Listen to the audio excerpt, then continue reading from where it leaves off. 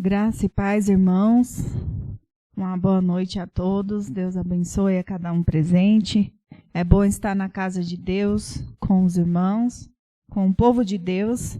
É sempre bom estar presente na casa do Senhor, podendo aprender da palavra dele, louvá-lo, agradecê-lo por tantas coisas que ele tem feito nas nossas vidas. Vamos estar orando, agradecendo pelo culto, pedindo a direção do Senhor. Santo Eterno Deus, Pai, louvado seja o Teu nome, Senhor. Muito obrigado porque estamos na Tua presença, ó Pai. Não há lugar melhor que este para se estar, ó Deus. Tem misericórdia das nossas vidas, ó Pai, que o Senhor possa nos dirigir aqui neste culto, ó Pai, e que possamos Te adorar, Te louvar, ler a Tua palavra, e que tudo que seja feito aqui seja para a honra e glória do Teu nome, Senhor. Muito obrigado por essa noite, obrigado pelas vidas aqui presentes, Senhor. E que o Senhor possa ser o nosso líder aqui, Pai. Obrigado pelas Tuas misericórdias em nossas vidas, obrigado porque até aqui o Senhor tem sustentado as nossas vidas, Pai. Tem suprido o que precisamos e nós só temos a Te agradecer, Senhor. Muito obrigado pela Tua presença em nosso meio, ó Deus. É em nome de Jesus que eu oro e agradeço. Amém.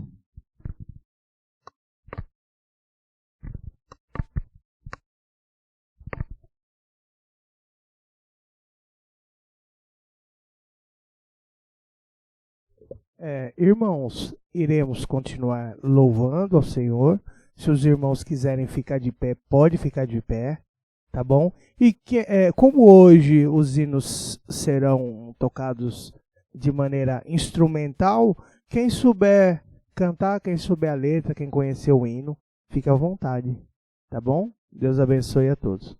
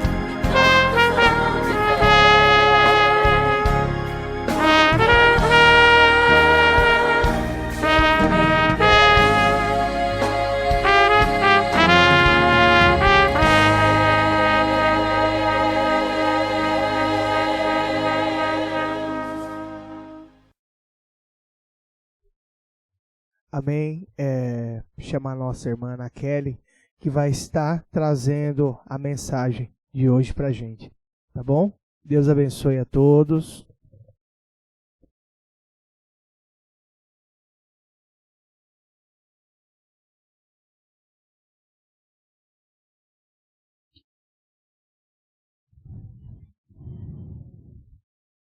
Eu sou agradecida ao Senhor, né, por ter me permitido mais uma vez estar trazendo a palavra dele. Não é fácil, quem já esteve aqui, não é fácil. O peso da responsabilidade nos ombros, né? Mas Deus é aquele que capacita. É aquele que tem todo o poder, né? E que eu possa ser apenas um canal de bênção na vida dos irmãos. E que Deus venha falar ao seu coração nessa noite. Que você possa estar com seus ouvidos atentos, porque Deus tem uma palavra para você. Amém? Eu vou estar orando mais uma vez. Senhor Deus, eterno Pai, nesse momento eu venho te suplicar pelas nossas vidas, ó Deus. Prepara os nossos corações, ó Pai, para que possamos receber a Tua palavra, ó Deus. Eu não sou merecedora, Senhor, mas o Senhor é rico em misericórdia e sabe de todas as coisas, ó Pai.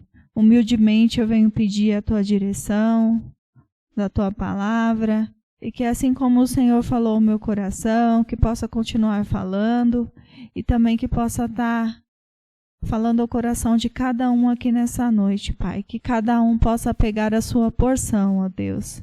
E que possamos sair diferentes de como entramos, ó Pai. Muito obrigado por este momento. É em nome de Jesus que eu oro e agradeço. Amém. Eu tenho essa vozinha, mas os irmãos não dormem não, tá? Por favor. Em nome de Jesus, não me deixa desanimada, não.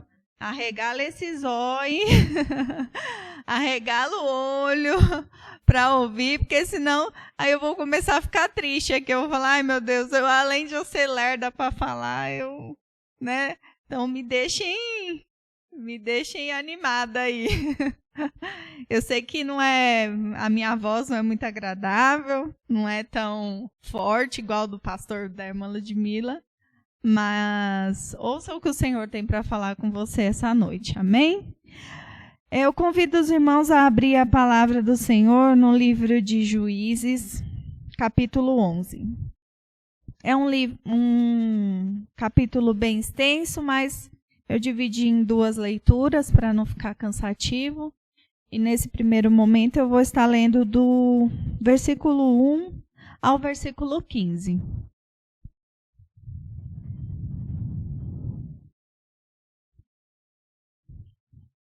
Eu acho que aqui na Bíblia, para mim, está a leitura mais confortável, mas os irmãos podem estar lendo ali, tá? Juízes, capítulo 11, versículo 1 ao versículo 15. Era então Jefité, o gileadita, homem valente, porém filho de uma prostituta. Gileade gerara a Jefité. Também a mulher de Gileade lhe deu filhos, os quais, quando já grandes, expulsaram Jefité e lhe disseram: não herdarás em casa de nosso pai, porque és filho de outra mulher. Então Jefité fugiu da presença de seus irmãos e habitou na terra de Tobi. E homens levianos se ajuntaram com ele, e com ele saíam. Passado algum tempo, pelejaram os filhos de Amon contra Israel. Quando pelejavam, foram os anciãos de Gileade buscar Jefité na terra de Tobi. E disseram a Jefité: vem e sê nosso chefe, para que combatamos contra os filhos de Amon. Porém Jefité disse aos anciãos de Gileade: porventura não me aborrecestes a mim e não me expulsastes da casa de meu pai? Por que, pois, vindes a mim agora quando estais em aperto? Responderam os anciões a Gileade a Jefité: por isso mesmo tornamos a ti. Vem, pois, conosco e combate contra os filhos de Amon conosco. Esse é o nosso chefe sobre todos os moradores de Gileade. Então Jefité perguntou aos anciãos de Gileade: se me tornardes a levar para combater contra os filhos de Amon, e o Senhor der a mim, então eu vos serei por cabeça? Responderam os anciões de Gileade a Jefité: o Senhor será testemunha entre nós, e nos castigará se não fizermos segundo a tua palavra. Então Jefité foi com os anciãos de Gileade, e o povo o pôs por cabeça e chefe sobre si. E Jefité proferiu todas as suas palavras perante o Senhor em Mispa. Enviou Jefité mensageiros ao rei dos filhos de Amon, dizendo: que há entre mim e ti, que viessem a mim a pelejar contra a minha terra? Respondeu o rei dos filhos de Amon aos mensageiros de Jefité: é porque subindo Israel do Egito, me tomou a terra desde Amon até ao Jaboque, e ainda até ao Jordão. Restitui-me agora, pacificamente. Porém Jefité tornou a enviar mensageiros ao rei dos filhos de Amon, dizendo-lhe: assim diz Jefité: Israel não tomou nem a terra dos Moabitas, nem a terra dos filhos de Amon. Amém? O livro de Juízes, ele narra a história depois do governo de Moisés e antes do reinado de Saul. É um período onde foi levantado juízes para que liderasse o povo. Ele tinha a função mais de liderança militar do que propriamente dirigir as leis, né? A gente pensa em um juiz, aquele que rege as leis, né? Ajuda a aplicar. Mas não, ele tinha mais a função de trazer justiça ao povo que estava oprimido, né? Logo quando o povo de Israel ele tomou a terra de Canaã, eles começaram a se corromper. E eles começaram a ser levados presos, né? Levados cativos, né? Eles eram presos, eles eram mortos. E aí Deus ele levantou os juízes. Nesse livro de Juízes existem vários juízes que foram levantados aqui para trazer justiça ao povo oprimido. E Jefité, ele, contando um pouco sobre ele foi juiz sobre Israel durante 6 anos. Lá no capítulo 12:7, a gente consegue confirmar isso. Juízes 12:7 fala assim: julgou a Israel 6 anos e morreu e foi sepultado numa das cidades de Gileade. Então, durante 6 anos, Jefité, ele liderou o povo contra os inimigos. Os juízes, eles se referem aos líderes das tribos, né? Foram divididos em 12 tribos, ali o povo de Israel, e eles eram escolhidos por Deus. Os juízes justos, né? Eles sempre traziam o Senhor Deus como o líder de Israel. Então, eles sempre se colocavam numa postura de liderado, né, por Deus. Lá no versículo 11:27, diz assim, Jefité diz assim: não sou eu, portanto, quem pecou contra ti. Porém, tu fazes mal em pelejar contra mim. O Senhor, que é juiz, julgue hoje entre os filhos de Israel e os filhos de Amon. Então, ele tinha o Senhor Deus como o líder ali do povo de Israel. esse período de juízes, ele durou aproximadamente 400 a 455 anos, né? Tem alguns estudiosos que falam que durou 320 anos, 360 anos. Mas, vendo a primeira aparição de um juiz até o último, dá aproximadamente esse período aí de 410 a 455 anos. Então, é um período longo, por mais que seja 300 anos, 455 é um período muito longo, né, onde o povo foi levado cativo. Né? Eles sofreram por causa do seu pecado ali. Então, sempre o povo ele era levado, preso, ele era exterminado por causa do seu pecado. Né? E Deus ele tinha misericórdia, levantava alguém para que eles fossem ali libertos. Nessa passagem de Jefité aqui, Jefité ele é bem claro quando ele fala que eles não tinham pecado contra os amonitas, né? Os filhos de Amon. Ele defendia o seu povo naquele momento, porque ele sabia que o povo não tinha pecado contra os filhos de Amon. E ele era um homem valente. No versículo 1 fala que Jefité, homem valente. É a primeira lição que eu trago para as nossas vidas aqui. Ele, como homem valente, ele tinha tudo para dar um de coitadinho, né? Afinal, ele era filho de uma prostituta, ele era o filho bastardo ali, e ele já tinha sofrido uma humilhação muito grande de ter sido expulso da sua casa. Mas eu falo para os irmãos nessa noite que não importa de onde você veio, não importa de quem você é filho, não importa o que você já fez, o importante é o que Deus irá fazer na sua vida. Né?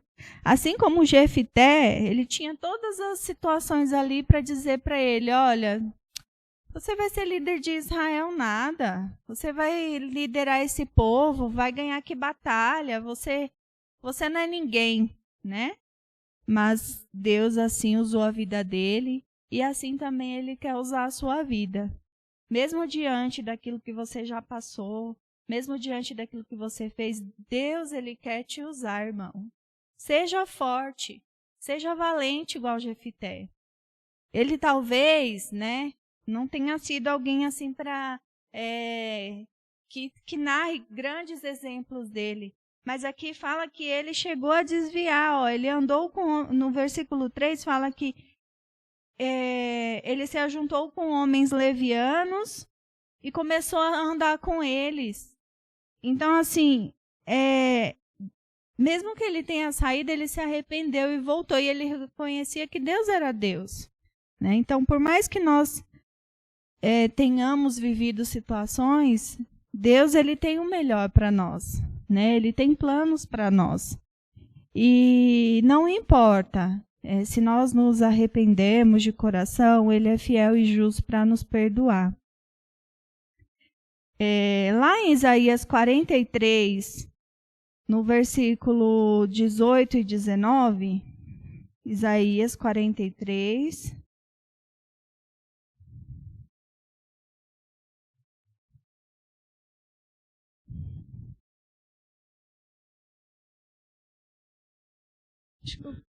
Não vos lembreis dos acontecimentos passados, nem considereis os fatos antigos. Eis que realizo uma nova obra que já está para acontecer. Não percebestes ainda? Porei um caminho no deserto e rios no ermo. Então Deus tem uma nova história para você. E não importa de onde você veio, ele tem uma nova história para você. Tudo se fez novo. Lá em 2 Coríntios 5,17, fala que portanto, se alguém está em Cristo, é nova criação. As coisas antigas já passaram, eis que tudo se fez novo. Então, tudo se fez novo. Se você se arrependeu dos seus pecados e crê em Jesus como seu Salvador, o seu líder é Deus. Então, não deixe que o inimigo te acuse por coisas que você fez e por situações que você já viveu. Porque Deus é quem justifica e nos purifica. Jesus é quem nos purifica de todo pecado. E aí, considerando, voltando à história de Jefité, o que aconteceu? Depois dele ter passado por uma situação de humilhação, de ter sido expulso do seu lar ali, as pessoas tiveram a necessidade, através da vontade de Deus, e foram lá suplicar a ajuda deles. E acho que no começo ele foi um pouco resistente, a gente lendo o texto, ele ficou questionando o porquê. Mas vocês não me expulsaram, né? Vocês não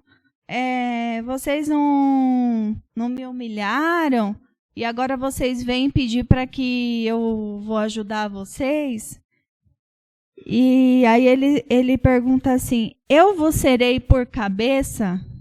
Então, muitas vezes, aqui é um segundo ensinamento que Deus traz para a nossa vida. Muitas vezes, nós temos que nos colocar na postura de autoridade também. Então, você precisa ter a consciência que você pode ser alguém importante na vida de outras pessoas, e pode ser cabeça e pode ser usado pelo Senhor. E assim, ele faz jurar ali, ele faz os anciãos e depois ele faz o povo prometer, né? Não jurar, prometer que ele seria o líder de Israel. Ele não seria apenas ali, ele não seria usado e depois descartado, mas ele queria realmente ajudar o povo, mas ele também queria ter esse retorno, né, do povo.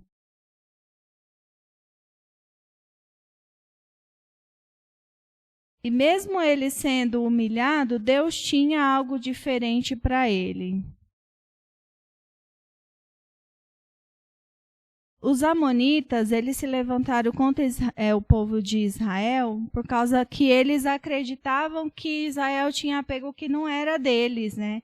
E Jefité, ele conhecia a história, né? Muitas vezes nós precisamos conhecer e saber o que aconteceu para poder defender, né? Então, às vezes eu me coloco numa postura, eu quero defender alguém, sendo que eu não estava lá, eu não estava presente, eu não tenho conhecimento, né? Então, ele tinha certeza do que tinha acontecido e ele pôde defender ali o seu povo. Jefité, ele conhecia a história e ele tinha argumentos para defender. E ele se colocou numa postura de servo. Lá no versículo 29, eu vou estar lendo do 29 até o versículo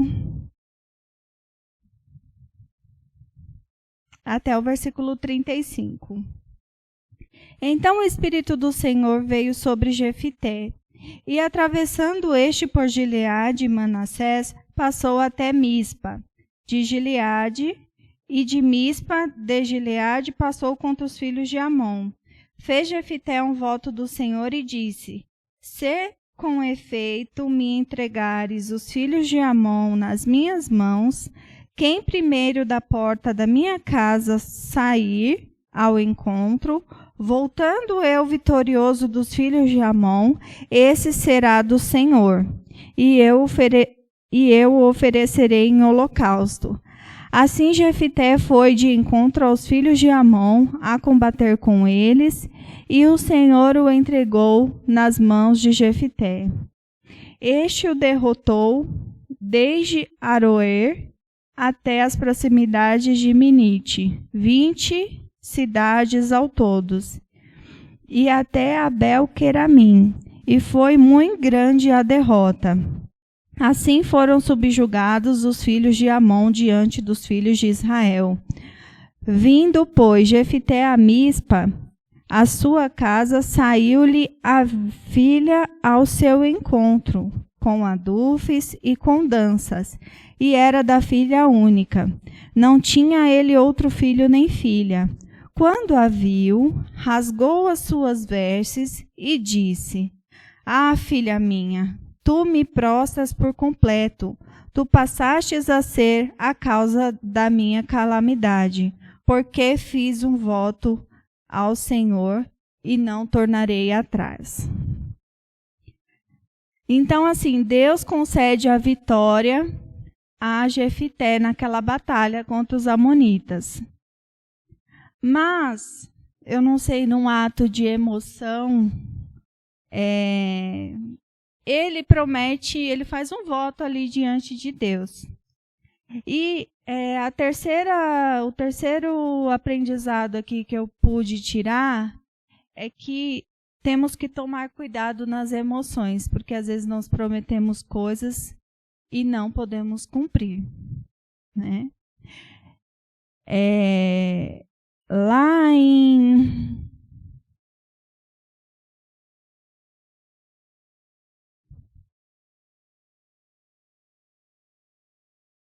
Lá no versículo 29, ele é tomado pelo Espírito do Senhor. E o voto dele aqui foi um voto de sacrifício, oferecerei em holocausto. Quando eu li a primeira vez, isso foi motivo de discussão lá em casa, porque eu falei assim, eu não vou mandar mensagem para o pastor, porque eu também entendi que ele sacrificaria a filha dele. Né? Quando nós lemos o texto, entendemos que ele sacrificaria a filha dele. Mas, quando a gente finaliza aqui, lá no versículo 40, no versículo 39, fala assim: ao fim dos 2 meses, tornou ela para o seu pai, o qual lhe fez segundo voto por ele proferido. Assim ela jamais foi possuída por varão. Daqui veio o costume em Israel. Aqui eu tive uma outra visão, porque eu entendi que ela só foi oferecida, a sua vida foi oferecida ao Senhor. Né? Mas isso daí, aí eu ainda pesquisei na internet, realmente tem não é controvérsia, tem duas vertentes aí no sentido de interpretação. Se ele realmente ofereceu a sua filha em sacrifício, que diante dos olhos de Deus não é aceito o sacrifício de humanos, né? Lá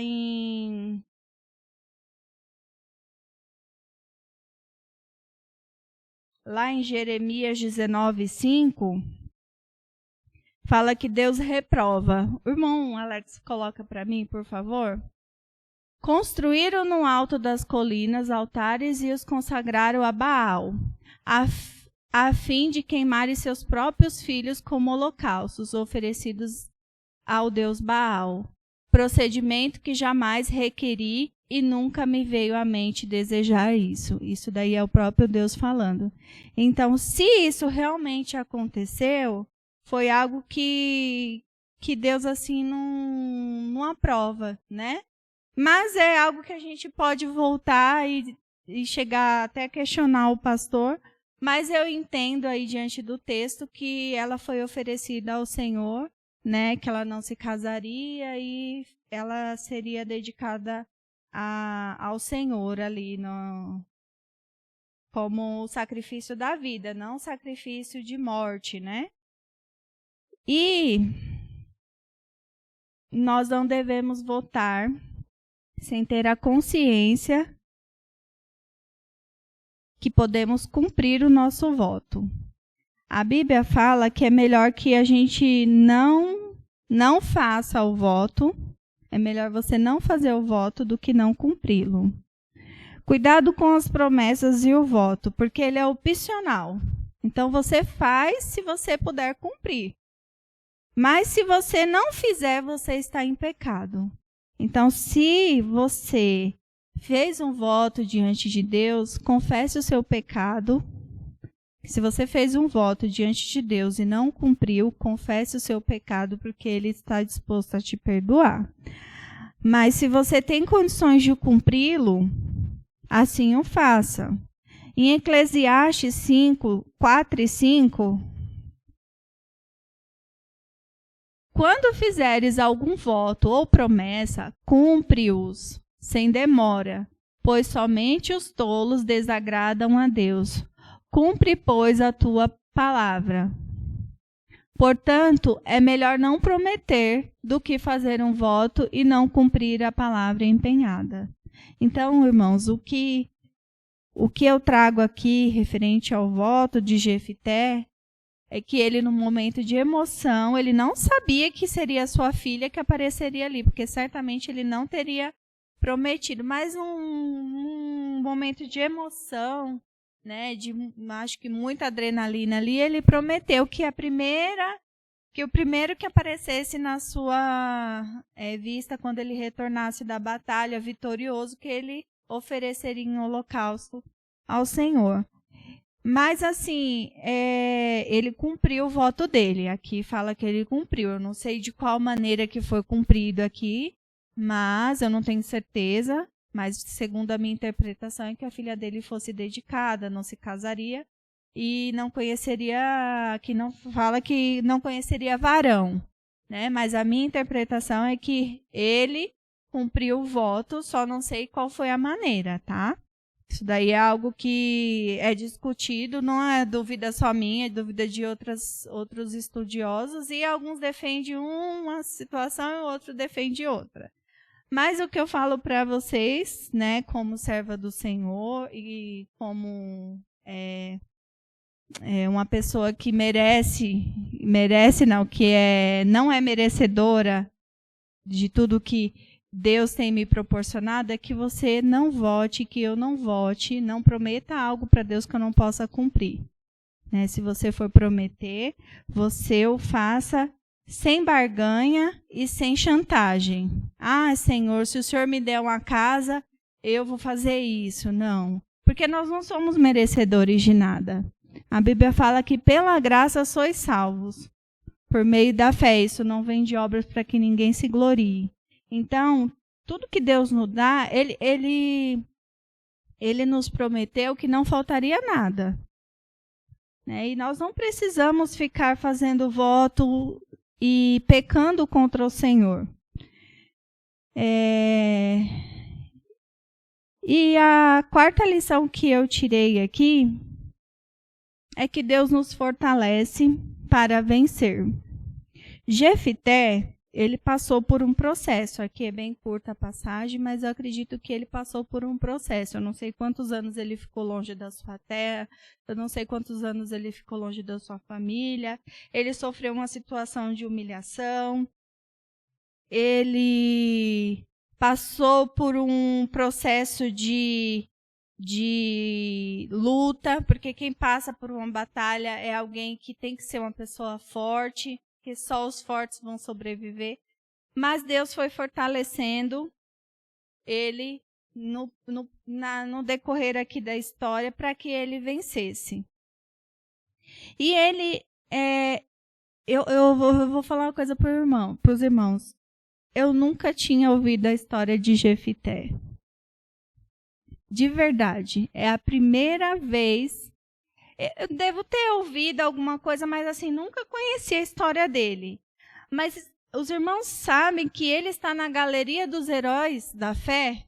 Eu não sabia. Ele foi uma pessoa muito importante. E lá fala que eles foram fortalecidos pelo Senhor. Lá em Hebreus 11:32, por isso que a palavra de Deus fala que ela se renova a cada manhã, né? Cada dia a gente aprende algo novo. Você pode ler e ler e ler de novo. O Sandro é um exemplo, né, Sandro, que já leu a Bíblia. Vou usar ele porque ele Ele já me deu os direitos autorais dele. O Sandro já leu a Bíblia 3 vezes, está na 4ª vez, e ele também não tinha, assim, esse conhecimento, né? Que ainda é limitado, mas não tinha conhecimento da história de Jefité. Mas ele está na galeria dos heróis da fé. Lá em Hebreus 11:32 e o 33, eu acho, 33 até o 34, fala assim: quantos exemplos mais darei? Infelizmente, não disponho de tempo para falar sobre a devoção de Gideão, de Baraque, de Sansão, de Jefité, de Davi, Samuel e os profetas, os quais, por intermédio da fé, conquistaram reinos, praticaram a justiça e receberam o cumprimento de promessas, fecharam a boca de leões, extinguiram a violência do fogo, foram libertos do fio da espada, da fraqueza tiraram força, tornaram-se poderosos nas batalhas e puseram em retirada exércitos estrangeiros. Então, aqui fala que da fraqueza tiraram força, e quem fortaleceu eles foi o Senhor. Então, Deus, ele nos fortalece para que a gente possa vencer, né? Nós somos limitados, nós somos fracos, não somos merecedores, mas ele nos fortalece para vencer. Nós temos um processo que às vezes é doloroso, implica em algumas aflições, implica em situações que nós não queremos passar, mas o Senhor é quem nos fortalece para vencer. Assim como ele fortaleceu a Jefité, que era homem como nós, ele também fortalece a nós e cumpre as suas promessas em nossa vida. Para a gente encerrar, vamos estar lendo Salmos 27:14.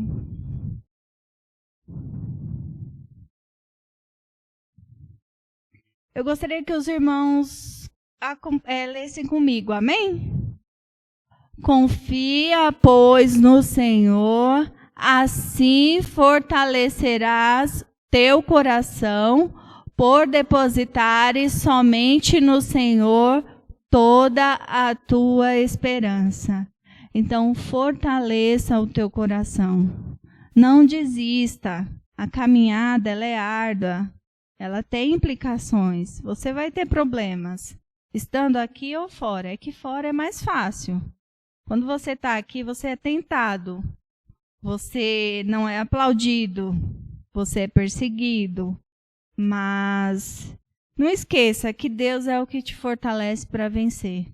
Amém? Que Deus possa abençoar a vida dos irmãos. O irmão Ed vai estar tocando o pós-lúdio. E após o pós-lúdio, uma oração silenciosa, nós estamos despedidos. Amém?